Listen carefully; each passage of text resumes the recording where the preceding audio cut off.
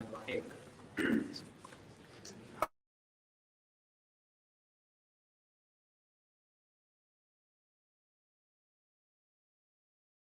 Most in this night. In the Quran, Allah subhanahu wa ta'ala says, أَوَلَمْ يَكْفِهِمْ أَنَّا أَنزَلْنَا عَلَيْكَ الْكِتَابَ يُتْلَى عَلَيْهِمْ. Allah subhanahu wa ta'ala says, isn't the Quran which we have revealed to you, which is recited upon them, is this Quran not enough for them? Musa alayhi salam once asked Allah subhanahu wa ta'ala, Rabbi inni undur ilayk. Rabbi arini undur ilayk. That, Ya Allah, give me the ability to be able to see you. So Allah subhanahu wa ta'ala said to Musa alayhi salam that you cannot see me, but look towards the mountain, and if it stays intact, then you will see my glory, you will see my manifestation. So when Allah subhanahu wa ta'ala showed His glory, then the mountain was shattered into pieces, and Musa alayhi salam fainted. After he became conscious, Allah subhanahu wa ta'ala, after he became conscious, Musa alayhi salam said to Allah that, Ya Allah, I repent to you for my mistake. That because he asked for something which was not possible for him. So he felt a bit guilty, so he said to Allah subhanahu wa ta'ala for forgiveness. So Allah subhanahu wa ta'ala then said to Musa alayhi salam, Ya Musa, inni stafaytuka ala nasi bi risalati wa bi kalami. That, O Musa, I have chosen you over others by giving you my book, by giving you the Torah. فَخُذْ مَا آتَيْتُكَ وَكُمْ مِنَ الشَّاكِرِينَ. And take what I gave you and be amongst those who are grateful. So here Allah subhanahu wa ta'ala is saying to Musa alayhi salam regarding the Torah, that take this book and hold on to this book. So the same is with the Quran. That shouldn't the Quran be enough for us? That Allah subhanahu wa ta'ala said, Oh Musa, this Torah is enough for you, hold on to it. So the same way, the Quran is also enough for us. That in every aspect of our life, in terms of guidance or in terms of spirituality, in every aspect, that for mentally, physically, spiritually, everything, Quran is the solution. And this Quran is something which came from Allah subhanahu wa ta'ala, Rabbul Alameen, the Rabb, the nourisher, the provider, the sustainer of the whole universe. And then the Quran is also a cure for the hearts. Fihi shifa'ul linnas.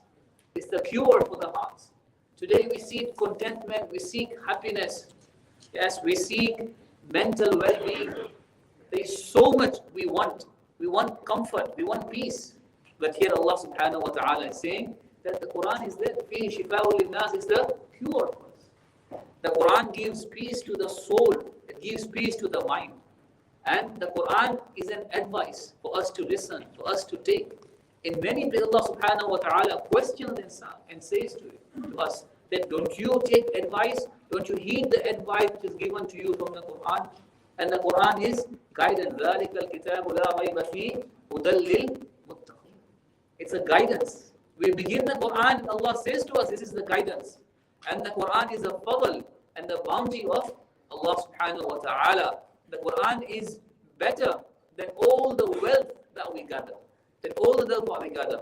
And the Quran is a nur. The Quran will be our companion in the grave, in the akhirah, on the day of Qiyamah, the famous hadith, that the Quran will intercede for those people who recite it and say to Allah, Ya Allah, I kept this person awake at night because he was reciting me in salah.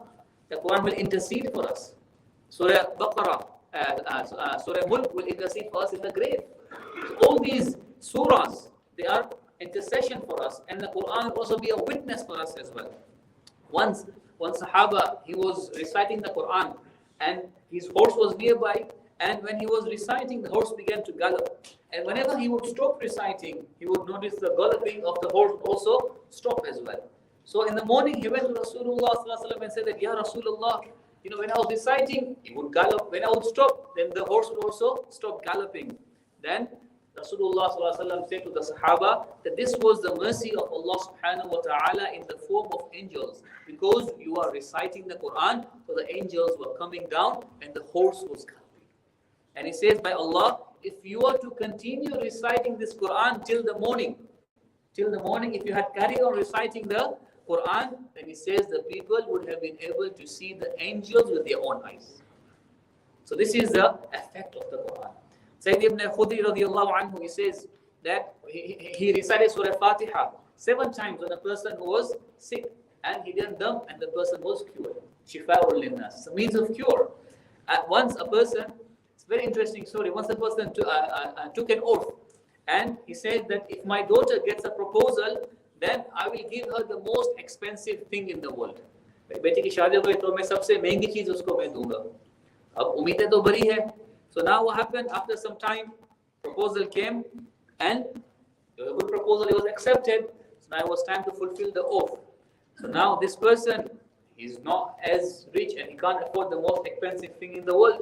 So he goes to all the ulama and said, okay, what do I do? I've taken this oath, but I can't fulfill it. What should I do? So they said, if you can't fulfill it, then you have to give kafara.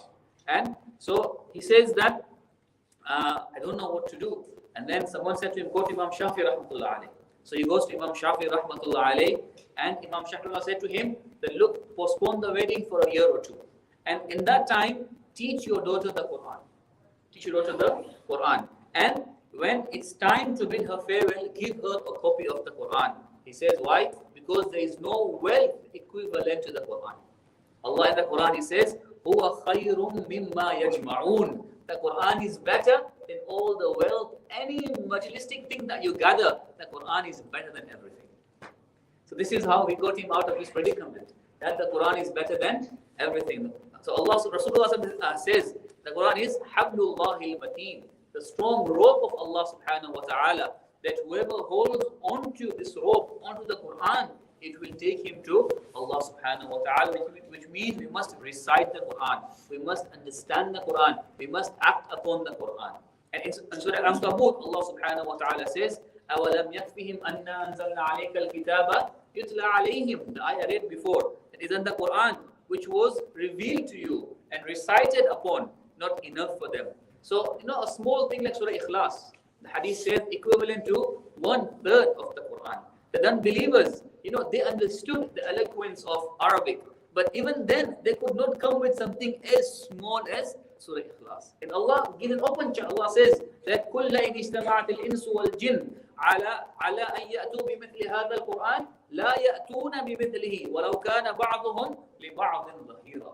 Allah challenges and says that if the whole of humanity, the jinn, the mankind, they were to come together to bring something similar to the Quran, they would not be able to do so even if they help each other. This is a challenge Allah subhanahu wa ta'ala gave in the Quran. This is the power of the Quran. And Uthman radiallahu anhu, he says that if your hearts were clean, لَوْ ظَهَرَتْ قُلُوبُكُمْ مَا شَبِعْتُم مِّن كَلَامِ رَبِّكُمْ, that if your hearts were clean and pure, then you would be never satiated from recitation of the Quran. So it would never be enough for you. You'd want to carry on reciting and reciting and reciting. And Uthman radiallahu anhu is the one who narrated the hadith, خَيْرُكُمْ مَنْ تَعَلَّمَ الْقُرْآنَ وَعَلَّمَهُ. The best of you are those who learn the Quran and teach the Quran to others. And his shahadat came in what? He was reciting the Quran, and the people came and they made him shaheed. His blood fell on the Quran. And this same Quran which he recited, which was worn out for so many years, he would recite. And Uthman radiallahu anhu, he would recite the whole Quran in one night. The whole Quran in one night. SubhanAllah. So the love that they had for the Quran. So we should hold on to the Quran. Ibn Taymiyyah rahmatullah alayhi says that I have never come across anything which nourishes the mind and the soul, preserves the body, nourishes the mind and the soul, and it preserves our physical body, and also spiritually, internally, guarantees one's happiness like that of perpetual looking into the Quran. Meaning the more you recite the Quran, the more it will nourish your mind, the more it will nourish your soul, it will preserve your body, it will give you physical strength. At the same time, it will fill your heart with happiness as well. So may Allah subhanahu wa ta'ala make us from those who hold onto the Quran. So throughout the month of Ramadan, we have been talking about the nafs, the soul, and all the illnesses of the heart. So, inshallah we'll carry on with that as well. But this is one the ways by which we can purify ourselves and live, wholesome and better and enjoy our life in this dunya and also in the akhirah. May Allah subhanahu wa ta'ala give us tawfiq to practice.